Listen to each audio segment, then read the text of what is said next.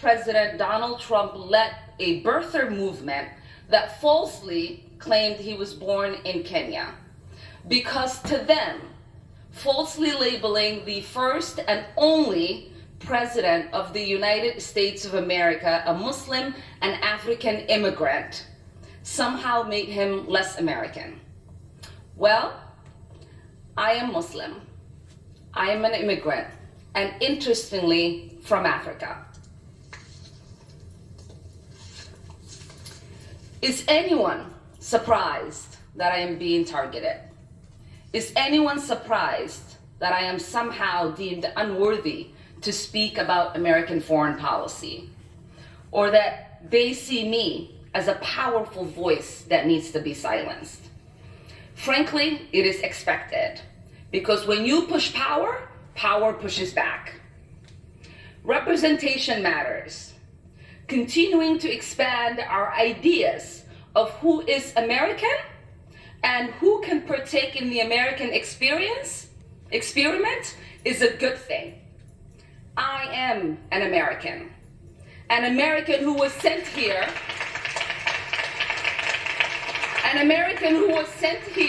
by her constituents to represent them in Congress, a refugee who survived the horrors of a civil war, someone who spent her childhood in a refugee camp, someone who knows what it means to have a shot at a better life here in the United States, and someone who believes in the American dream and the American possibility and the promise and the ability to participate in the democratic process. That is what this debate is about. There is an idea out there that I do not have objective decision making because of who I am, where I come from, and my perspective. But I reject that. We say there is nothing objective about policy making.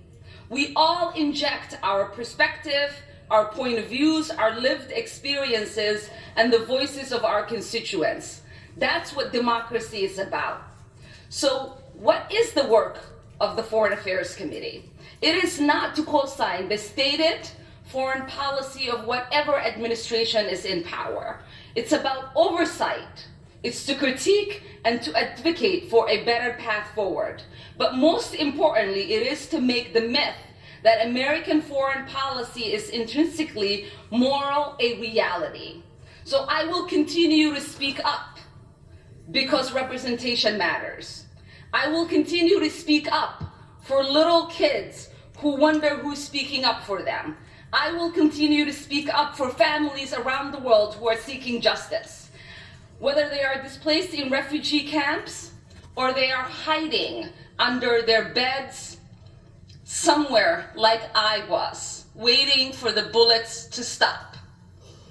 Because this child, survivor of war, would have wanted that. The 9-year-old me would be disappointed if I didn't talk about the victims of conflict, those that are experiencing unjust wars, atrocities, ethnic cleansing, occupation, or displacement like I did. They are looking to the international community and the United States, asking for help. They look to us because the international community and the United States profess the values of protecting human rights and upholding international law. So we owe it to them not to make this a myth, but a reality. I didn't come to Congress to be silent. I came to Congress to be their voice. And my leadership and voice will not be diminished if I am not on this committee for one term. My voice will get louder and stronger, and my leadership will be celebrated around the world as it has been.